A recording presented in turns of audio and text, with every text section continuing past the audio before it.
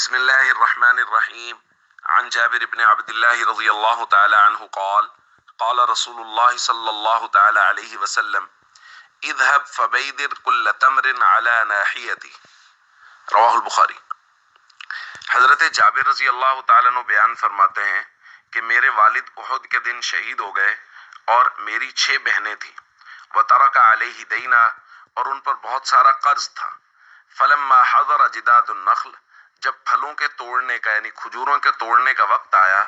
اتیت رسول اللہ صلی اللہ علیہ وسلم، میں حضور کی خدمت میں حاضر ہوا۔ فقلت، میں نے عرض کیا، یا رسول اللہ، قد علمت، آپ کو یہ بات معلوم ہے کہ میرے والد احد کے دن شہید ہو گئے۔ وترک علیہ دینا کثیرا، اور انہوں نے بہت سارا قرض چھوڑا ہے۔ وانی احب ان یراک الغرماء، مجھے یہ بات پسند ہے کہ جب وہ لوگ قرض لینے کے لیے آئیں، جب پھل توڑا جائے گا تو وہ آئیں گے قرض لینے کے لیے، تو اگر آپ بھی تشریف لے آئیں، وہ آپ کو دیکھ لیں، تو جن لوگوں کو جو مل جائے گا وہ اس پہ صبر کر جائیں گے اور مجھے زیادہ تنگ نہیں کریں گے۔ نبی کریم صلی اللہ علیہ وسلم نے وہ جملہ ارشاد فرمایا جو آج ہم نے پڑھا۔ حضور نے فرمایا، آپ جائیے، فبیدر کل تمر علی ناحیتی، اور ہر قسم کی کھجور کی الگ ڈھیری لگا دیجئے۔ حضرت جابر فرماتے ہیں، ففعلت، میں نے ایسا ہی کیا، اور جب وہ لوگ اکٹھے ہو گئے اور وہ جمع ہوئے پھل لینے کے لیے کہ ہمیں ہمارا حصہ دو اور جو ہم نے قرض لینا ہے وہ دو، تو میں نے حضور علیہ الصلوۃ والسلام کو دعوت دی۔ جب انہیں حضور علیہ الصلوۃ والسلام کو انہوں نے دیکھا تو وہ مجھ پہ بہت غصہ ہوئے کہ تم نے محمد صلی اللہ علیہ وسلم کو کیوں بلایا، زیادہ تر یہودی تھے ان میں سے۔ فلما رأى ما يصنعون، جب انہوں کو نبی کریم صلی اللہ علیہ وسلم نے دیکھا کہ وہ تو جابر پہ سختی کر رہے ہیں، اطاف حول اعظمها بیدرا 3 مرات، حضور سب سے بڑی ڈھیری کے پاس سے 3 مرتبہ حضور نے اس کے ارد گرد چکر لگایا۔ ثم جلس علیہ، پھر اسی پر حضور بیٹھ گئے اور فرمایا، ادعو اصحابک، ان لوگوں کو بلاؤ جنہوں نے قرضے لینے۔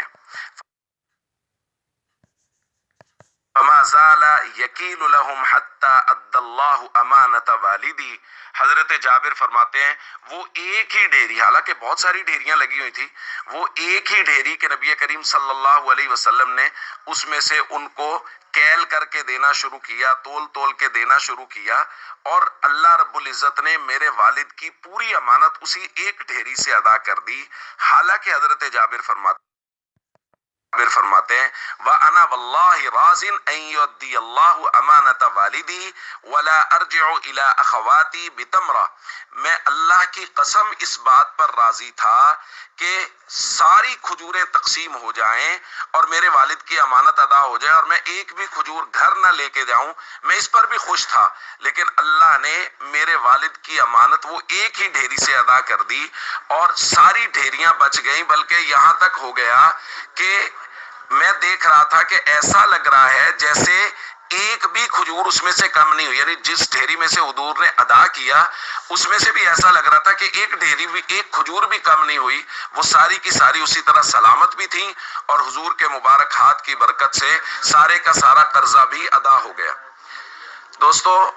یہ ہے ایک واقعہ نبی کریم صلی اللہ علیہ وسلم کا